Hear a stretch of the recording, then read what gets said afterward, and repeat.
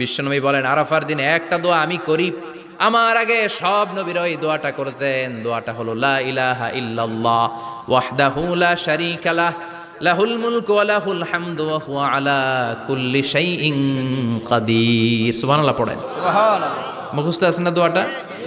এটা পড়বেন। বিশ্বনবী আরাফার ময়দানে এই দোয়াটা পড়তেন। তাহলে বোঝা গেল বছরের সব দিন সমান না। সব দিন সমান না। বছরের সবচাইতে শ্রেষ্ঠ দিন হচ্ছে আরাফার দিন। কোন দিন? এবার বলেন বছরের সবচেয়ে শ্রেষ্ঠতম রাত কোনটা? কদরের রাত। ইন্না